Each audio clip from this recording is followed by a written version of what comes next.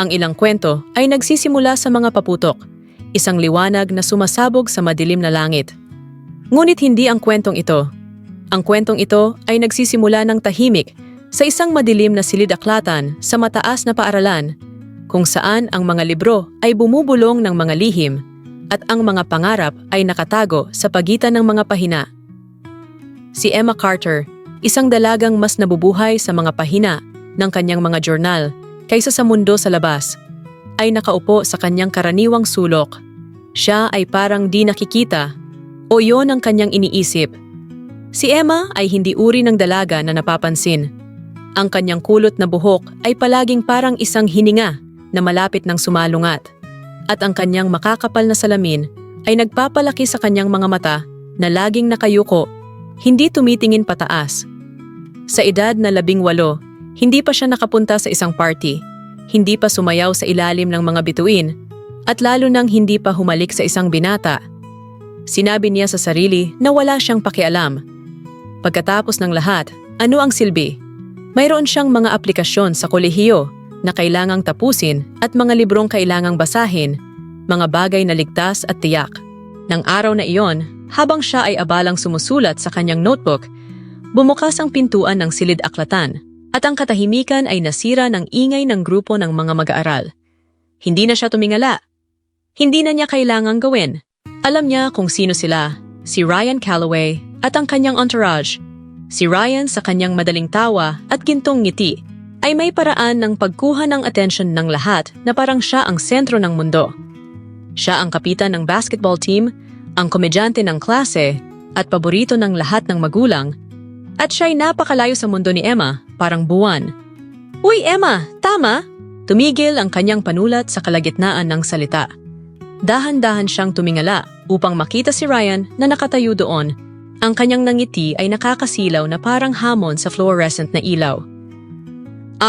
Oo," utal niya, habang ang kanyang puso ay bumibilis ng tibok.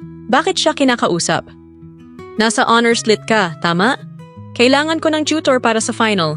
Sinabi ni G. Harper na baka matulungan mo ako." Ang unang instinto ni Emma ay tumanggi. Ayaw niyang makisangkot kay Ryan Calloway at sa kanyang napakalaking enerhiya. Ngunit pagkatapos ay nakita niya ang isang bagay sa mga mata nito, isang kislap ng kahinaan na hindi tugma sa kanyang kumpiyansang panlabas. Sa kabila ng kanyang mas mabuting pag-iisip, tumango siya. Nagsimula ang mga tutoring session sa silid-aklatan pagkatapos ng klase. Napakahina ni Ryan sa literatura, isang bagay na hindi niya itinago. Ngunit siya ay masigasig, talagang nagsisikap. Sa una, ang kanilang mga usapan ay nanatiling pawang akademiko. Ngunit dahan-dahan, lumitaw ang mga bitak sa pader na kanilang itinayo. "Parang vault ka. Alam mo ba?" sabi niya isang araw habang nakasandal sa kanyang upuan. "Lagi kang nagsusulat ng kung ano-ano pero hindi ka nagsasabi ng tungkol sa sarili mo." Naggibit balikat si Emma, namumula ang pisngi. "Wala namang masyadong masasabi. Hindi ako naniniwala dyan." Ngumiti siya. "Sige na, ano ang isang bagay na walang nakakaalam tungkol sa'yo?" Nag-alinlangan siya. Pagkatapos ay umamin, "Hindi pa ako nakapunta sa party." "Oh, sumayaw! Oh, alam mo na, humalik sa kahit sino." Ang mga salita ay bumagsak bago niya mapigilan. Nanlaki ang mga kilay ni Ryan, ngunit hindi siya tumawa. Sa halip, sinabi niya, "Well, kailangan nating ayusin yan." Isang linggo ang lumipas. Nakita ni Emma ang sarili na nakatayo sa labas ng isang bahay na umaalingaw-ngaw sa musika. Inimbitahan siya ni Ryan sa isang party at laban sa lahat ng instinct, pumayag siya. Hinawakan niya ang strap ng kanyang backpack, pakiramdam niya ay isang alien sa isang hindi pamilyar na planeta. "Relax," sabi ni Ryan na biglang lumitaw sa kanyang tabi. "Kasama mo ako." Isa loob, ang hangin ay puno ng pawis at tawanan. Sinubukan ni Emma na maglaho sa pader, ngunit hindi siya pinayagan ni Ryan. Pinakilala siya nito sa kanyang mga kaibigan, binigyan siya ng isang baso ng soda, at hinila siya papunta sa makeshift dance floor. Sa una, gumalaw siya ng awkward, ngunit ang sigla ni Ryan ay nakakahawa. Sa unang pagkakataon, sa maraming taon, pinayagan ni Emma ang sarili na magpakawala. Tumatawa ng napakalakas na sumakit ang kanyang tagiliran. Lagpas hating gabi nang matagpuan nila ang kanilang mga sarili sa labas. malayo sa ingay. Ang mga bituin ay nakakalat sa langit na parang glitters at ang gabi ay tahimik maliban sa kanilang paghinga. Hindi ka naman talaga di nakikita. Alam mo, sabi ni Ryan ng mahina, binabasag ang katahimikan. Kumunot ang noo ni Emma. Anong ibig mong sabihin? Ang ibig kong sabihin, napansin kita. Matagal na. Hindi mo lang ako napansin pabalik. Huminto ang kanyang paghinga.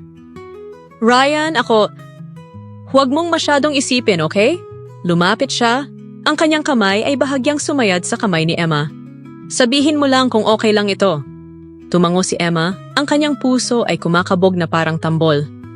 At pagkatapos, sa ilalim ng malawak, walang pakialam na langit, hinalikan siya ni Ryan Calloway. Ito ay matamis at maingat, ang uri ng halik na parang isang pangako. Sa mga sumunod na linggo, natagpuan ni Emma ang sarili na nagbabago sa mga paraang hindi niya inakala. Mahal pa rin niya ang kanyang mga libro at journal, ngunit nagsimula siyang lumabas sa kanyang comfort zone. Sumama siya kay Ryan sa mga laro ng basketball, nagsimulang makipag-usap sa mga bagong tao, at minsang inilugay ang kanyang buhok. Isang maliit na bagay, ngunit monumental para sa kanya. Ang kanilang oras na magkasama ay maikli. Alam nila ito pareho. Papalapit ang graduation na parang isang huling kabanatang hinihintay na isulat. May basketball scholarship si Ryan at si Emma ay papunta sa universidad sa kabilang dulo ng bansa.